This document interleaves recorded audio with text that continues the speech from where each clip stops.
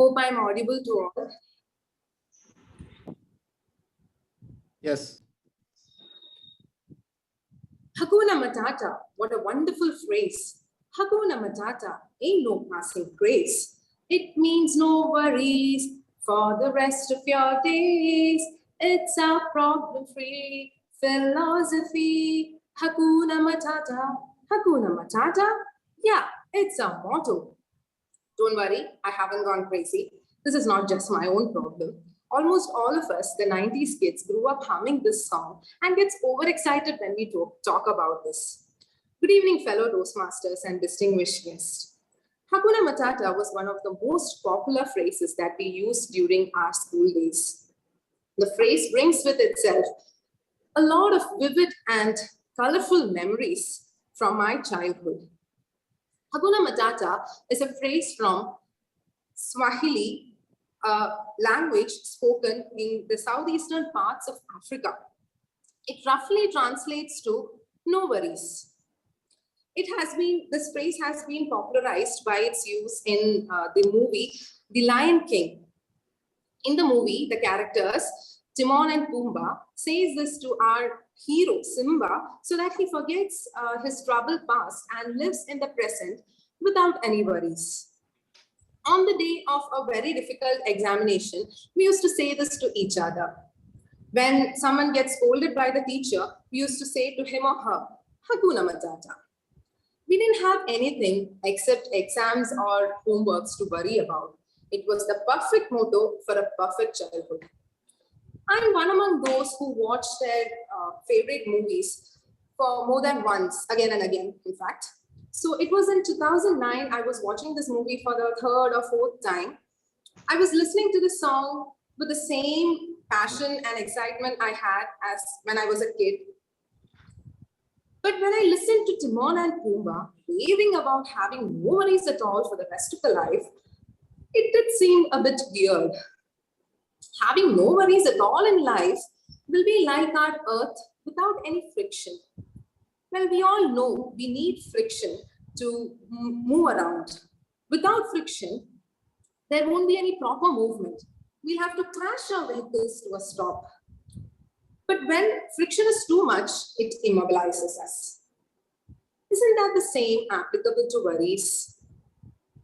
When we worry too much, it keeps us away from doing efficient work. Nevertheless, what happens when we do not worry at all? We just don't feel to do any more work. We don't strive to rectify the mistakes of our past. To say Hakuna Matata when we are just simply say Hakuna Matata when we are in a trouble, it means that you are actually worried, but you are scared or lazy or ambivalent to do anything about it. For example, you receive a mail from your boss stating that you are in danger of losing your job.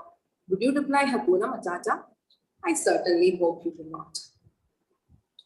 Say for another example, you learn that the cake you are eating has been baked 2 or 3 weeks ago. Would you mumble out a Hakuna Matata in between the bites? Unless you fancied a visit to the doctors, probably not. What if you learn that the consumption of, say, chocolate is going to be banned?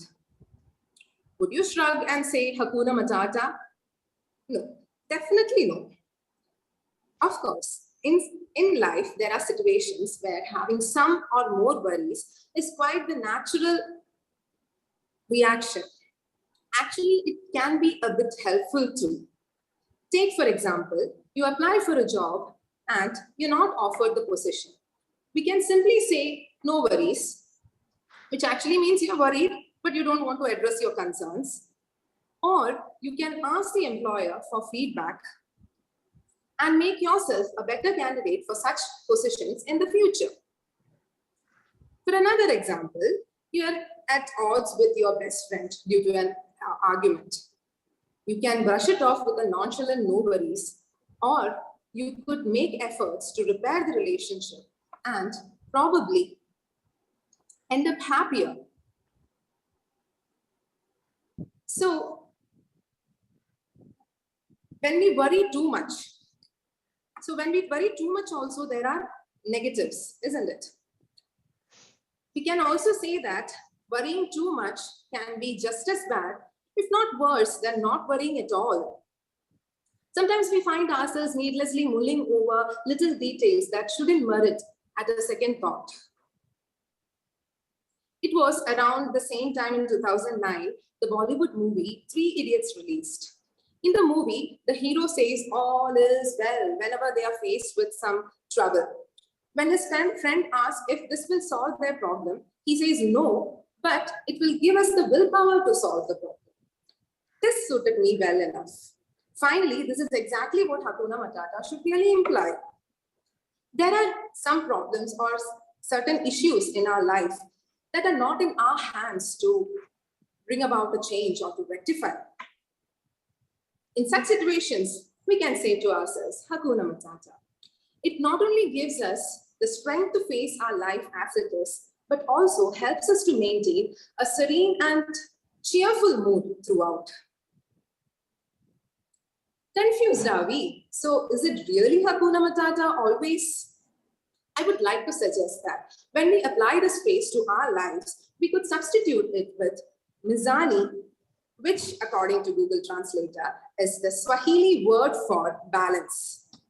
Where can we find this? Somewhere in between knowing that worrying too much can cost your precious energy better spent elsewhere, and worrying too little can prevent you from